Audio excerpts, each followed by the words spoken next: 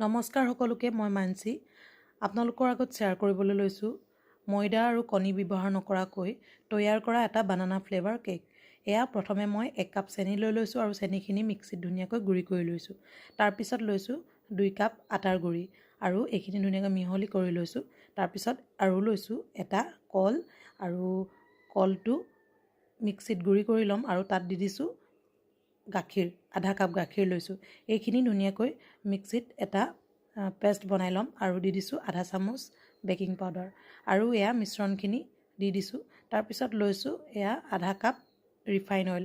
Refine অইলৰ সলনি আপোনালোকে বাটাৰ ল'ব পাৰে, বাটাৰটো দিলে আৰু বেছি হেল্ডি হয়। এয়া ধুনীয়াকৈ মিশ্ৰণখিনি বনোৱাৰ পিছত তাত দি দিছোঁ অলপমান ভেনিলা এছেঞ্চ আৰু এইটো অপশ্যনেল হয়, ইয়াৰ সলনি ইলাইচি গুড়িও দিব পাৰে।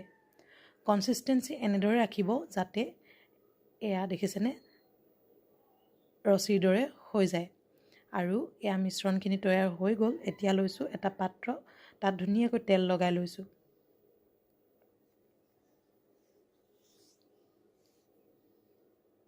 আৰু এখন কেৰাহী পাতি ল'লোঁ। কেৰাহীখন গৰম হোৱাৰ পিছত ষ্টেণ্ড এডাল দি এয়া মিশ্ৰণখিনি বহাই দিলোঁ। প্ৰায় 40 মিনিটমান ল' টু মিডিয়াম ফ্লেমত বহোৱাৰ পিছত তৈয়াৰ হৈ গ'ল আমাৰ বানানা ফ্লেভাৰ কেক। আজিলৈ আহিছোঁ,